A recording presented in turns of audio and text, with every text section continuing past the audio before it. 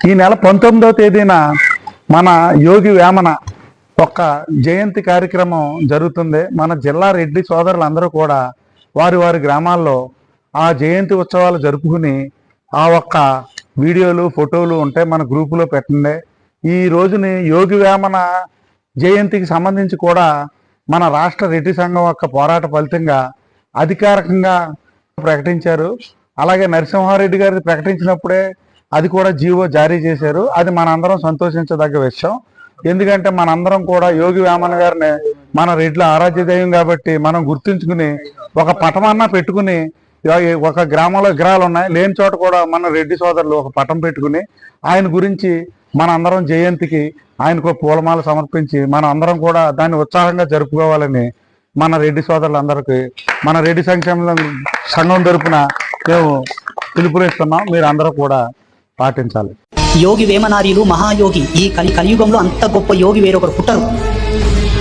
వేమన యోగి లాంటి యోగి పుట్టడు పుట్టడు పుట్టడు పుట్టడు పుట్టడు. నేను ఒక యోగత్వంలో ఉన్నాను కాబట్టి దాని రుచి నాకు తెలుసు. అంటే వేమన యోగి ఒక ఋషి. ఈనాడు రెడ్డి వంశంలో పుట్టిన వాళ్ళందరూ వేమన యోగి ఫోటో ఇంట్లో ఉండాలి. రెడ్డిలకు అందరికీ బాగుతూ పెట్టుకోండి. ఎవ్వరు పెట్టుకుంటారు అసలు తెలియదు కూడా వాళ్ళకి. ఈ వంశం అంతా కూడా ఆయనకు దాసులై ఉండాలి. ఇప్పుడు లేస్తాను అతను ముఖం చూసి బయటికి రావాలి. నడమంతలు వచ్చిన గురువులో ఫోటోలు పెట్టుకున్నారు పిచ్చి కాకపోతే. నడమంతలు నినమని వచ్చిన వాళ్ళు ఆయన ఒక పెద్ద కారణ జన్ముడు. మన వేమన రెడ్డి కాదు అనేటువంటి దుష్ప్రచారం కూడా చాలా మంది చేశారు. కానీ వేమనకు చరిత్ర ఉంది. అనవేమారెడ్డి తమ్ముడు వేమన. అతను వేమన కవి, యోగి, సంస్థర్త. అతను కానటువంటిది లేదు. ఈ సమాజానికి ఎంతో చైతన్యం తీసుకొచ్చినటువంటి వాడు వేమన. రామాయణ అర్థాన్ని, గాయత్రి మంత్రం అర్థాన్ని మొత్తము కలిసి 23 అక్షరాల్లో ఇరికించి చెప్పినటువంటి మహానుభావుడు వేమన. ఈ వేమన ఏమైందంటే 1950వ సంవత్సరంలో నేదునూరి గంగాధరం అని ఆయన రాసిన పుస్తకంలో సుమారుగా ఒక మోకాల వరకు పంచగట్టుకొని నీట్గా భుజం మీద టవల్తో కనపడినాడు. మన సంస్కరించే విధానంలో ఈ రోజు ఆఖరకు గోసు కూడా లేకుండా అలా కూర్చోబెట్టినాం అన్నమాట. ప్రపంచం అంతా వాళ్ళు ఎదిగించుకొని డెవలప్ అయిపోతా అంటే మనం లాస్ట్ ఆ ఉన్న కోర్సును కూడా తీసేసే స్థాయిలోకి వచ్చింది మన సంస్కారం.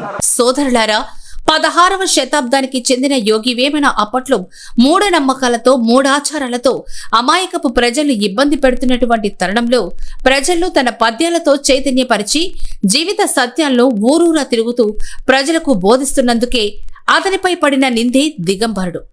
ఇప్పటి వలె సోషల్ మీడియా లేని ఆ పూర్వపు రోజుల్లో ఆ నోట ఈ నోట వచ్చిన మాటలతో కాలం గడిచేది. వేమన గారిపై ఎందరో పరిశోధనలు చేశారు. ఎవ్వరు కూడా ఆయన్ను దిగంబరుడిగా పరిచయం చేయలేదు. అప్పటి ప్రజలను పట్టి పీడిస్తున్నటువంటి వ్యక్తులకు వేమన గారిపై ఈర్ష్య, ద్వేషం పెంచుకుని దిగంబరుడుగా తుష్య ప్రచారం చేసుకుంటే వచ్చారు. వేమన గారు తన పద్యంలో ఇలా అన్నారు: పుట్టినప్పుడు బట్ట ఉండదు, చనిపోయినప్పుడు బట్ట ఉండదు, నడుమ బట్ట కట్టకపోతే నలుగురు నవ్వుతారు అని తన పద్యంలో చెప్పిన మాట మనం మరవకూడదు. 16వ శతాబ్దానికి చెందిన వేమన రాసిన పద్యాలు ఇప్పటికీ మనందరికీ అర్థమయ్యే రీతిలో ఉండడం అనేది కేవలం వేమన గారి పద్యాలకు మాత్రమే సాధ్యపడింది. వేమన గారి తత్వాన్ని ప్రజలకు అందించటమే తనకు మనము చేయవలసిన పూజా పద్ధతి. ఉమ్మడి పశ్చిమ గోదావరి జిల్లా రెడ్డి సంక్షేమ సేవా సంఘం తరపున శ్రీ యోగి వేమన జయంతి శుభాకాంక్షలు.